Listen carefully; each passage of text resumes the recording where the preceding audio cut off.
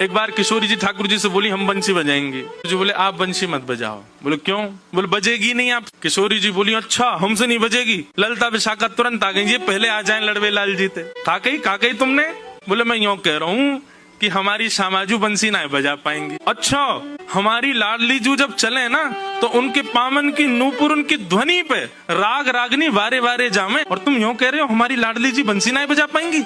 चलो जल्दी अपनी बंसी दो, हमारी किशोरी जी बजाएंगी। अरे मैं कोई किशोरी जी पे संशय ना कर रहा हूँ, किशोरी जी पे कोई आक्षेप ना कर रहा हूँ, वो साक्षात संगीत स्वरूपा है, पर मेरी बंसी जे ना बजा पाएंगी। ललता जी बोली आज तो यही बंसी बजेगी, अब ही बजेगी और तुम्हारे सामने ही बजेगी, लाओ दो। ठाकुर जी बोले ना माननी बात, लो दे दो। हे लाडली जू आज दिखा दो यार, जो बहुत अपने आप को कुछ समझे बंसी बजावे और यूं सोचे कि या के आगे कोई ना, आज आप बजाए दो, नेक दिखाए दो, अपना स्वर लगाए दो, यही को मूर्छित कर दी हूँ बंसी बजाए के। ठाकुर जी खड़े, हाँ श्री जी बजाओ, हमारा तो सौभाग्य कि हमारी बंसी आपकी सेवा में, पर मैं फिर कह रहा हूँ ये बजेगी नहीं। किशोरी जी ने अपने अधर पर वेणु धारण करके अपनी कोमल उंगलियों से छिद्रों को आच्छादित किया और जैसे ही प्राण पिरोए बस हवा ही हवा निकले, स्वर नहीं निकले। ललता विशाखा कह रही है अरे जल पिला गलो सूख गो, श्यामाजू को जल पिलाए दियो लेकिन बंसी नए बजे। ठाकुर जी मंद मंद मुस्कुरा रहे, अब मैं कह रहा हूँ नए बजेगी मुंह वापस कर दो। अरे श्यामाजू जी बहुत मायावी है, ये अपनी माया ते कछु कर सके, याने जरूर बंसी बांध दी होगी, याने बंसी को टोना टोटका करके बाकी स्वर सबरे अंतर ध्यान कर दिए, नहीं तो हमारी श्यामाजू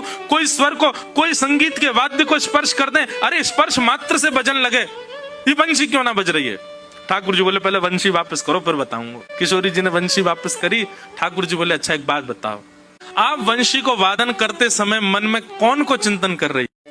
किशोरी जी बोली मैं तो कोई भी वाद्य बजाऊं आपको ही चिंतन करूं। बोले यही तो गलती कर रही हो, ये वंशी जो है ना हमारी अनन्य भक्त है। अनन्य को मतलब कहा होवे एक के अलावा दूसरे को ना भजे, और या वंशी में नित्य आपको ही चिंतन होवे, या वंशी में नित्य आपको स्मरण होवे, ये वंशी आपकी भक्ता है और आप या वंशी से मेरी भक्ति करोगी तो ये वंशी कैसे बजेगी। हे श्यामाजू आप नेत्र बंद करके अपनो ही चिंतन करो, मतलब अपने स्वरूप को ध्यान करो, जब आप अपनो ध्यान करोगी तब ये वंशी बजेगी, क्योंकि या वंशी में तो नित्य आपको ही गायन किया जाए। किशोरी जी ने अधर पर वंशी रख के जैसे स्वयं को स्मरण किया, अपने रूप नक, अपने रूप नेत्र आदि को स्मरण किया, अपनों ही स्मरण करके जैसे वंशी अधर पर धरी, बिना फूंक के वंशी बजन लगी। किशोरी जी के नेत्र सजल है गए। आपकी या अनन्य प्रेम पे ही तो मेरा मन करे कि मैं वारी वारी जाऊं।